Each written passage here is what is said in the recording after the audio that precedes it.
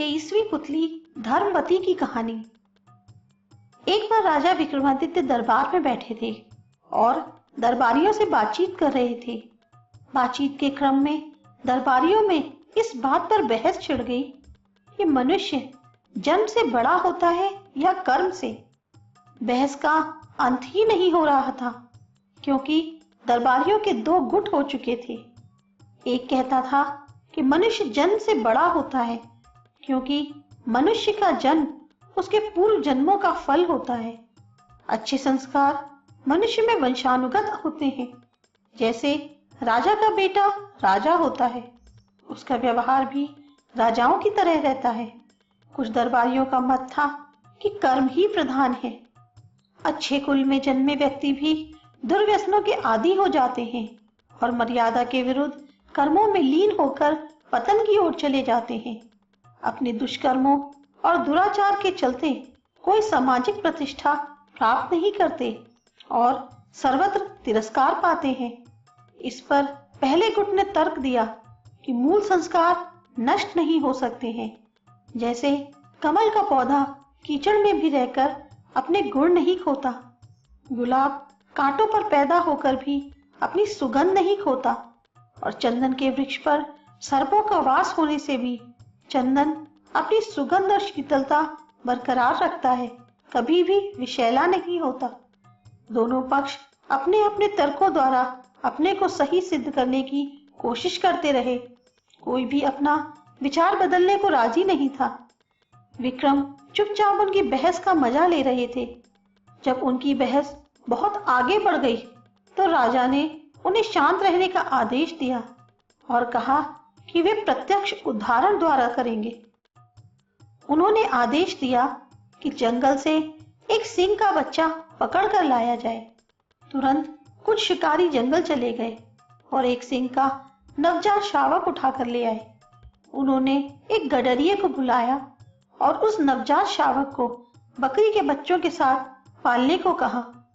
गडरिये की समझ में कुछ नहीं आया, लेकिन राजा का आदेश मानकर वे शावक को ले गया। शावक की परवरिश बकरी के बच्चों के साथ होने लगी। वह भी भूख मिटाने के लिए बकरियों का दूध पीने लगा।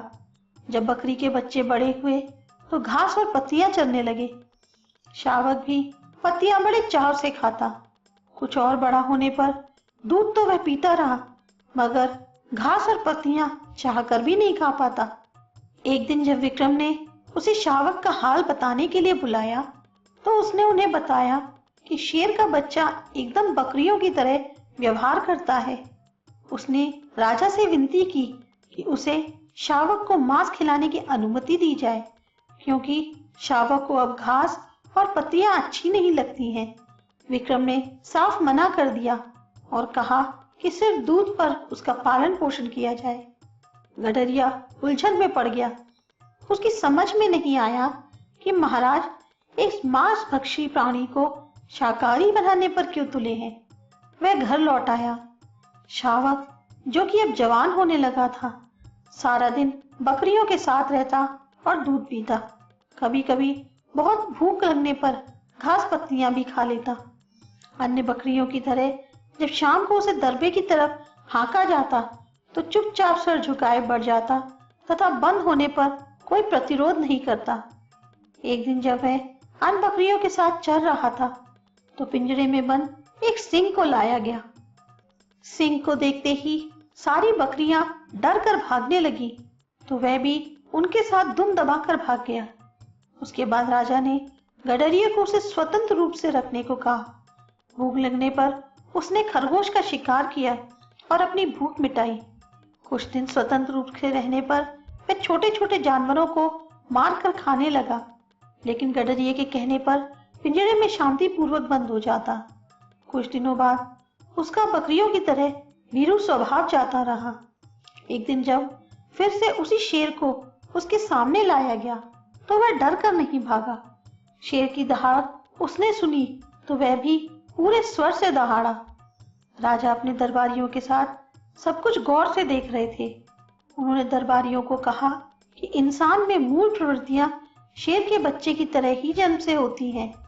अवसर पाकर वे प्रवृत्तियां स्वतः उजागर हो जाती हैं, जैसे कि इस शावक के साथ हुआ। बकरियों के साथ रहते हुए भी उसकी सींग वाली प्रवृत्ति छिप गई थी, मगर स्वतंत्र रूप से विचरण करने पर अपने आप प्रकट हो गई। उसे यह सब किसी ने नहीं सिखाया, लेकिन मनुष्य का सम्मान कर्म के अनुसार किया जाना चाहिए। सभी सहमत हो गए, मगर एक मंत्री राजा की बातों से सहमत नहीं हुआ।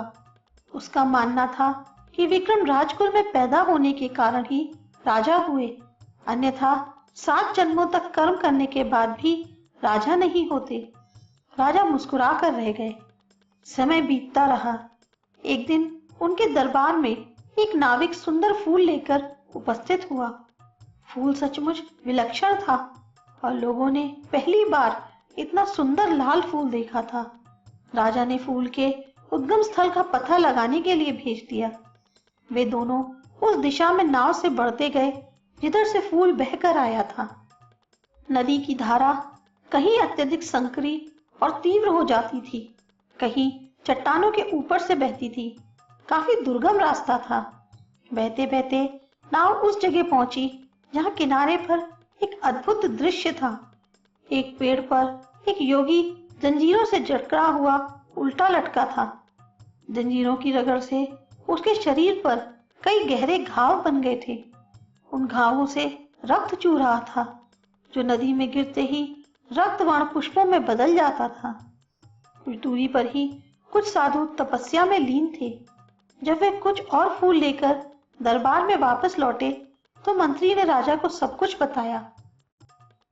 तब विक्रम ने उसे समझाया कि उस उल्टे लटके योगी को राजा समझो और अन्य साधारण सन्यासी उसके दरबारी हुए।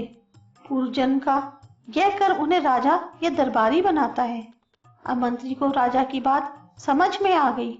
उसने मान लिया कि पूर्व जन्म के कर्म के फल के रूप में ही किसी को राजगद्दी मिलती है।